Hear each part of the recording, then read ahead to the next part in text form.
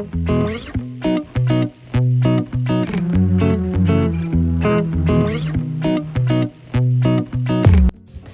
¿qué tal, chavos? Bienvenidos a este nuevo video en donde vamos a aprender hoy un tema nuevo y que es el inicio o el parteaguas de el poder realizar más adelante las reacciones químicas.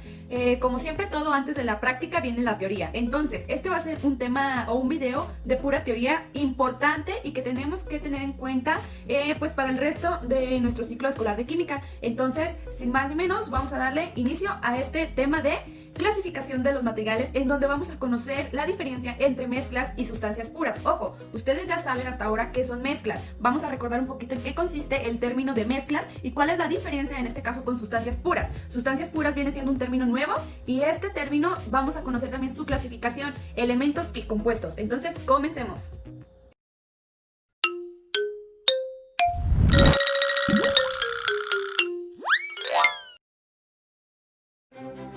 Estamos rodeados de infinidad de sustancias.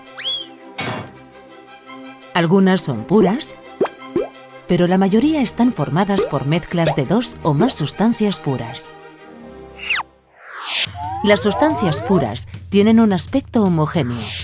Cada sustancia pura se caracteriza por poseer propiedades específicas que la distinguen de las demás. Las mezclas, en cambio, no tienen propiedades específicas. Sus propiedades dependen de las sustancias o componentes que las forman. Es posible extraer los componentes de una mezcla utilizando métodos de separación apropiados. Según su aspecto, las mezclas pueden ser heterogéneas u homogéneas. En las mezclas heterogéneas, los componentes se pueden distinguir visualmente y no se distribuyen de forma regular. En algunas de estas mezclas heterogéneas, los componentes solo se pueden distinguir mediante un microscopio óptico. Este es el caso de los coloides. En las mezclas homogéneas o disoluciones, los componentes se distribuyen de forma regular, de modo que es imposible distinguirlos, ni siquiera utilizando un microscopio.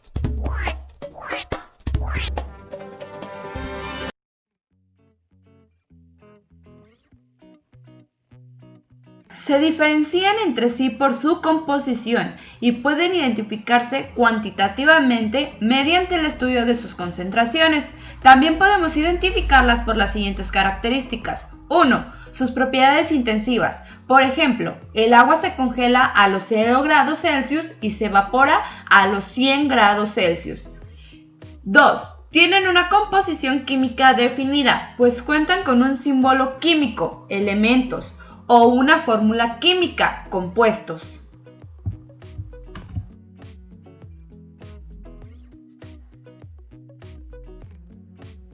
Un compuesto se da al interaccionar dos o más elementos químicos y con esto se produce cambios químicos y nacen nuevas propiedades diferentes a las que por separado cada elemento tiene.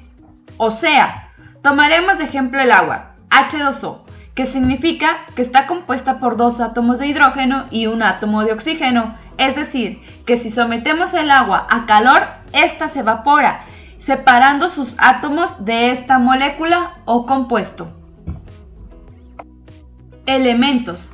Están constituidos por una clase de átomo, por lo tanto, son sustancias que no se puede descomponer en otras más sencillas por métodos físicos o químicos. Es decir, en la tabla periódica encontramos 118 elementos, los cuales son todos ejemplos de sustancias puras. A lo que se refiere la definición es que si yo tomo de ejemplo al oxígeno, este elemento no lo podemos separar, dividir o descomponer, como a los compuestos, ya que al hablar de elementos entendemos que se encuentra solo en un estado natural y neutral. El modelo corpuscular nació cuando el científico John Dalton le dio nombre a la partícula más pequeña de la materia, átomo, la cual la hacía ser invisible ante los ojos de las personas e indestructible, y con esto algunos otros postulados.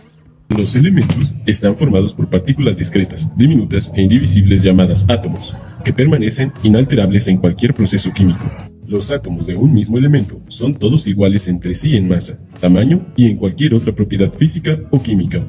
En las reacciones químicas, los átomos ni se crean ni se destruyen, solo cambian su distribución. Los compuestos químicos están formados por átomos de compuesto, todos iguales entre sí, es decir, cuando dos o más átomos de diferentes elementos se combinan para formar un mismo compuesto, lo hacen siempre en proporciones de masa definidas y constantes. Entonces, gracias a la distancia que hay en los átomos de un elemento o las moléculas de un compuesto, podemos encontrar a la materia en sólido, líquido o gaseoso.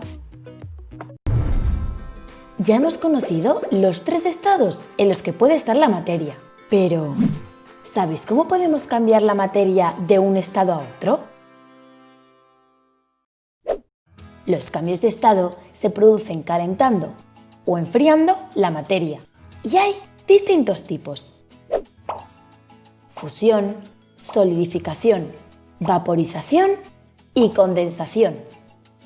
La fusión es el paso de la materia en estado sólido a líquido y se produce al aumentar su temperatura.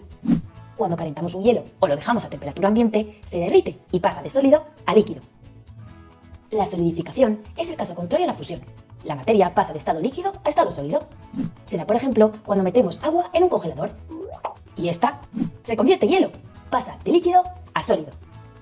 La vaporización o evaporación se da cuando se pasa de estado líquido a gaseoso y se produce cuando se calientan los líquidos. Por ejemplo, cuando vemos el agua, esta se convierte en vapor, pasa de líquido a gas. La condensación es el paso de gas a líquido y se da cuando se enfría la materia en estado gaseoso.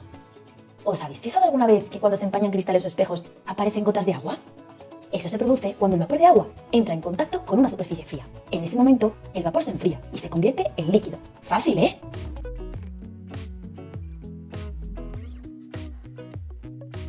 La materia está constituida de partículas microscópicas denominadas átomos.